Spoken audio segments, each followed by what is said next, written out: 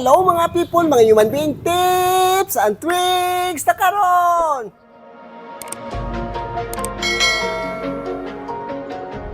Ganito ang kanyang sitwasyon sa buhok. Ano sa tingin niyo sa buhok ni ma'am? Puros at saka color ni ma'am. Hindi na pantay yung color. Ano to si ma'am?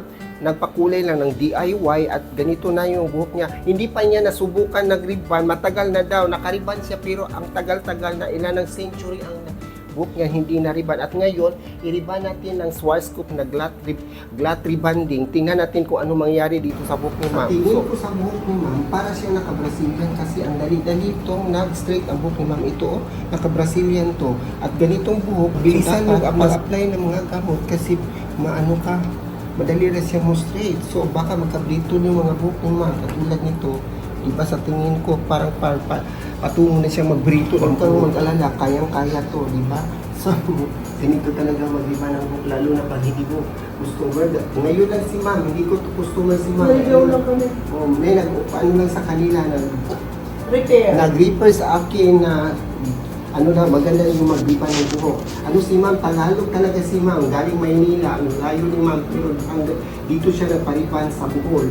Ganito diba? Yan, Muli, rubberized tested. Ayan, na-straight na yung dito nilagyan ko ng gamot.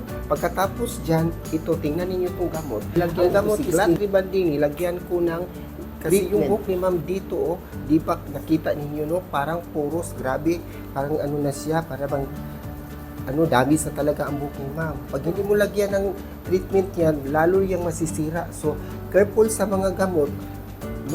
Kahit may treatment yan, straight pa rin ang buhok kasi si glatt rebanding, si Schwarzkopf product is ano yan, super high-tech. Hindi siya hindi, sabi pa nila hindi daw mo straight pag may treatment. Sino nagsabi? Is proven and tested ko na yan. Kahit may treatment, basta ilagyan.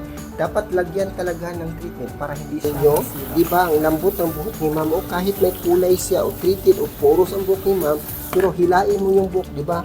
Ang lambot-lambot, hindi yan tumitigas. Hindi tumitigas talaga ang Schwarzkopf na product.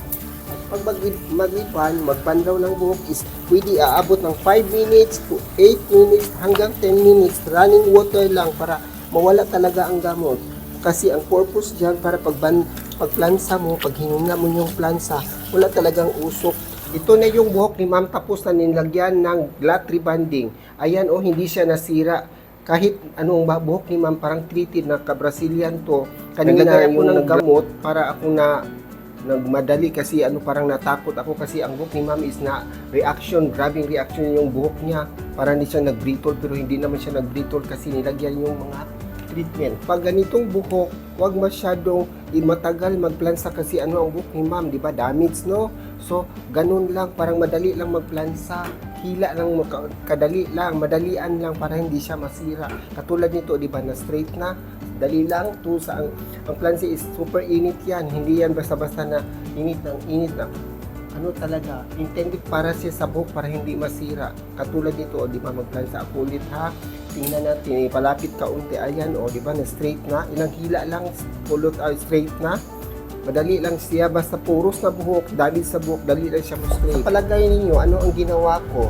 Di ba? Hindi nyo alam, no? Ayoko magsalita. Gusto ninyo? Joke lang! Charis! Ito is si Neutralizer Glatt. Ano ba? Laban ka? 15 minutes nang ibabad. Huwag masyadong matagal kasi mabuhag-hag.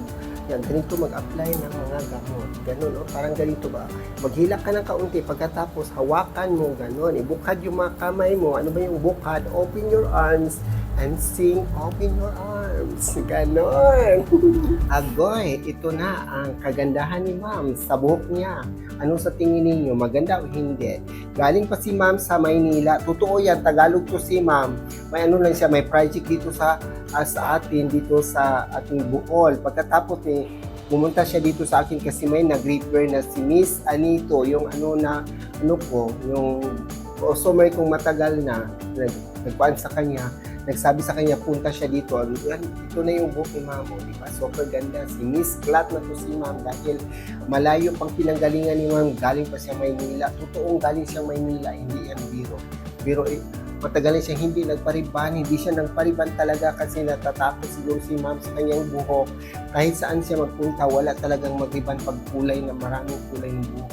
So ito na yung kagandahan sa buhok. At sa lahat na nanonood sa aking YouTube channel, Miss Human Being, don't forget to subscribe. Miss Human Being, subscribe, like, comment below. Bye-bye! Sa ulitin, bye!